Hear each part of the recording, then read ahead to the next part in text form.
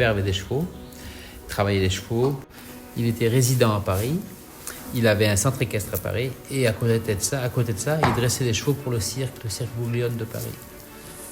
Et après, avec mon frère Eric, on a commencé, nous, à faire de la voltige équestre. Ce n'était pas vraiment une discipline que les gens utilisaient dans les spectacles.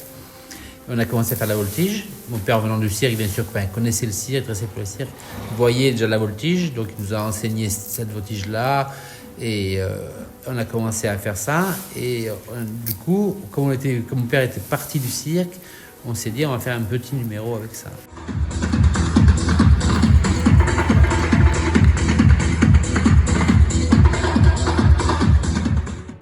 Alors le choix du nom Hasta Luego, c'était mon frère Eric et moi.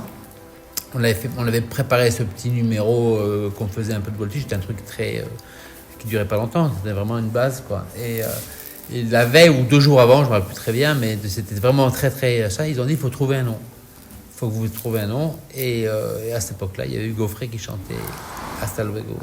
Et ça vient, c'est bête, mais c'est gosse. Oui, parce que ça disait laisser passer les enfants. Voilà, c'est ça. Et Hugo Frey, au moment dans sa chanson, dit laisser passer les enfants de la nuit. Et nous, moi j'avais 10 ans et mon frère avait 13 ans. Voilà, on est parti sur Hasta Luego. Et depuis, c'est resté. La spécialité des écuries par rapport à mon père, ça a toujours été la liberté. La discipline la plus connue. Après, on a l'avantage de toucher à tout, donc dressage, moi je fais pas mal de voltige, et après on fait un peu de tout, quoi. Tout ce qui est chevaux qui cabriolent, tout ça. Parce que c'est aussi important quand on travaille les chevaux, je pense, de ne pas se lasser. Et pour ne pas se lasser, il faut un peu... Il y a des semaines où moi je voltige pas d'une semaine, il y a des semaines où on monte pas en dressage d'une semaine. On change pour toujours se régaler, pour les chevaux aussi.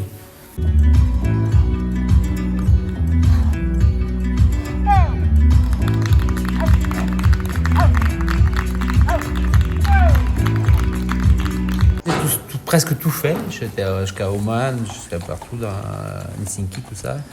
Et voilà. Et mon fils, maintenant, il prend le relais. Il est allé en Autriche il n'y a pas longtemps. Et voilà, il commence à promener et moi à me calmer.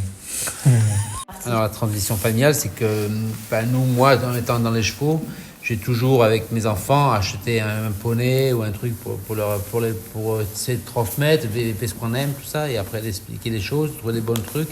Et ça fait que la chimie a marché, quoi, qu'il a pris plaisir à monter à cheval et qu'il est là derrière. Et nous, moi, par contre, ça me motive à continuer, à être toujours présent. Et voilà. La transmission dans tout ça, c'est que mon père s'appelait Max. Et au moment que moi j'étais en spectacle, j'étais à Toulouse. Mon fils devait s'appeler Raphaël. Et j'ai appelé Jo juste avant, Jo, ma femme, juste avant d'entrer dans la piste. J'ai dit on l'appelle Max.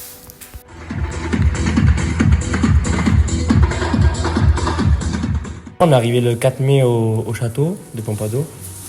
Très bien accueilli, les chevaux sont super installés, nous aussi. Vraiment une très très bonne ambiance. Un lieu pour travailler qu'on ne peut pas demander plus. Tout se passe très bien, l'ambiance va au top avec tout le monde. Et voilà, maintenant on a hâte de vraiment attaquer les spectacles et de commencer à travailler devant le château.